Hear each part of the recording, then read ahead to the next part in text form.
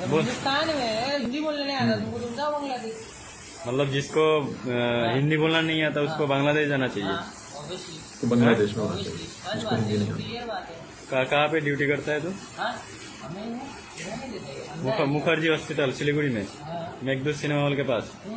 अब अच्छा, ठीक है। खुद ना बोला मैं अस्सलाम वालेकुम व्यूअर्स, मैं हूं एहसान खान और आप देख रहे हैं हमारा यूट्यूब चैनल एहसान रिएक्शन विद एहसान। मैं उम्मीद करता हूं आप जहां भी होंगे एंजॉय करते होंगे, मज़े में होंगे और फिट फाट होंगी। दो बड़ी खबरें हैं जो आपके साथ शेयर करने, एक वीडियो क्लिप भी है।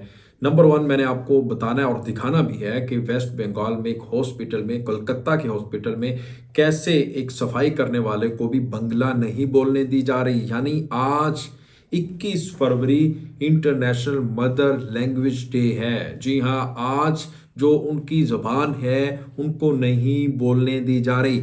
जो बंगाली भाषा में बात करना चाहते हैं, यानी कितने हेल्पलेस ये वेस्ट बंगाल के कोलकाता के लोग हो चुके हैं, वो अब बंगाली नहीं बोल सकते। कितनी ज़्यादा गुलामी की ज़िंदगी जी रहे हैं कि वो बंगाली बोलते हुए डरते हैं। अगर वो बोलते हैं, उनको कहते हैं कि अगर आपने बंगाली बोलनी है तो आपको बांग्लादेश में जाना होगा। आपको इंडिया में अगर रहना है तो इधर आपको हिंदी बोलना होगी। इधर रहने का आपका जो हक है वो तब ही पूरा होगा जब आप हिंदी बोलेंगे। अगर आपको हिंदी नहीं भी आती तब भी आप हिंदी बोलें।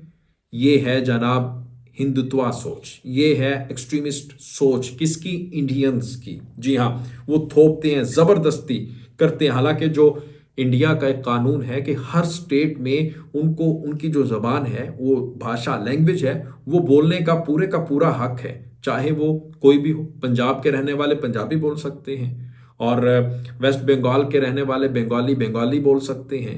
इसी तरह दीगर जितनी भी स्टेट्स हैं भारत के, उसके अंदर ये कानून है।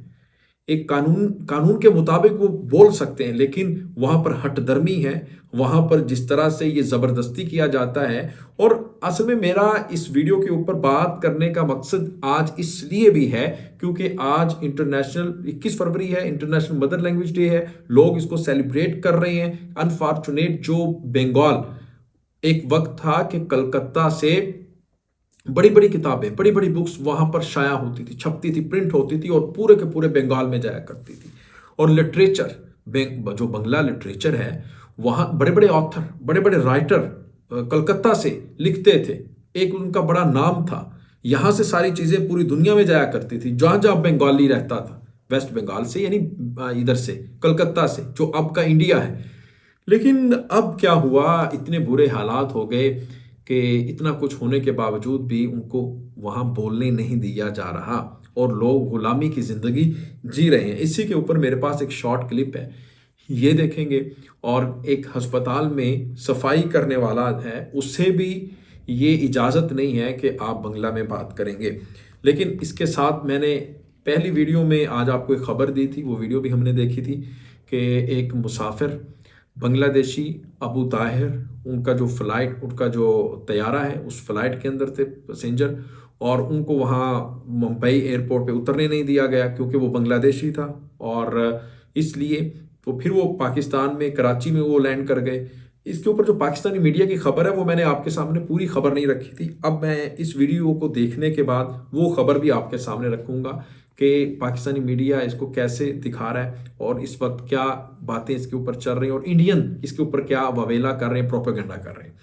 आइए जी, ये पहले वीडियो देखते हैं कि मदर लैंग्वेज डे, फिर वेस्ट बंगाल के लोग और उनको असल में बंगाली नहीं बोलने दी जा रही।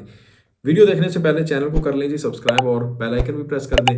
वीडियो को लाइक किया करें ज़्यादा से ज़्यादा और कमेंट सेक्शन में आप अपनी फीडबैक हमें ज़रूर आगाह भी किया करें। 3, 2, 1 एंड क्यू। हिंदुस्तान में हिंदी बोलने नहीं आता तुमको, तुम जाओ बांग्लादेश।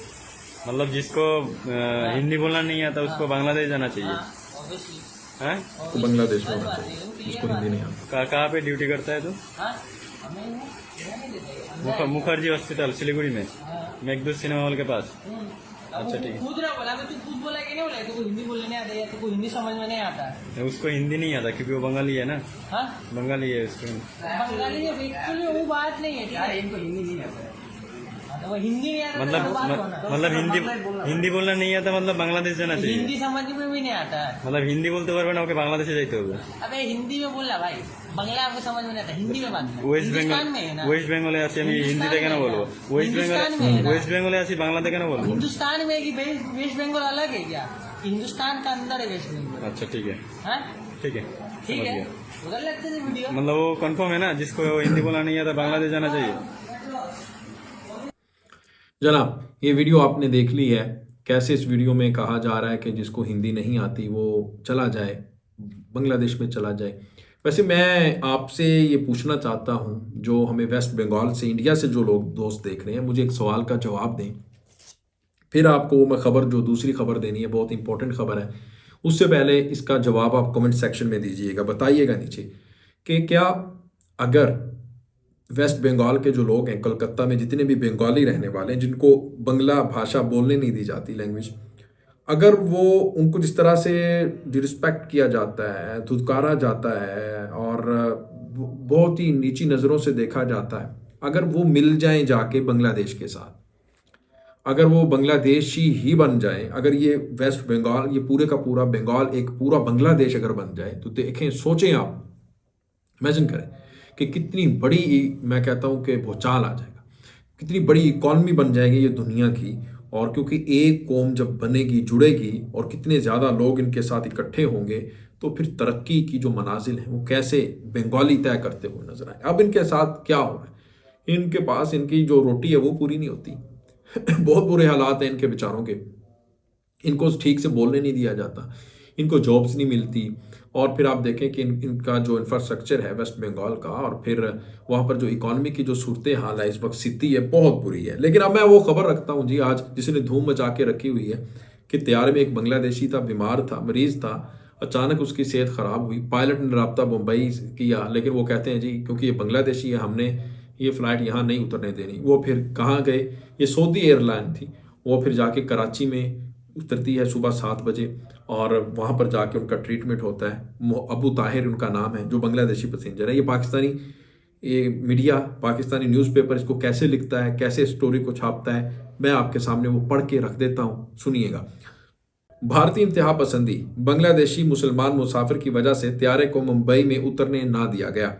एविएशन जराये के मुताबिक सऊदी एयरलाइन की परवाज SV805 ढाका से रियाज जा रही थी कि भारतीय फ़ज़ाई हुदूद में बांग्लादेशी शहरी की तबीयत ख़राब हुई तो पायलट ने करीबी मुंबई एयरपोर्ट पर लैंडिंग के लिए तैयारे का रुख मोड़ दिया, और पायलट ने ATC मुंबई से इंसानी हमदर्दी की बिना पर लैंडिंग की इजाज़त तलब कर ली। ज़राए, ये सोर्सेज कंफर्म करते हैं कि एयर ट्रैफिक कंट्रोलर मुंबई का जवाब मिलने तक तैयारा मुंबई की लैंडिंग अप्रोच ले चुका था।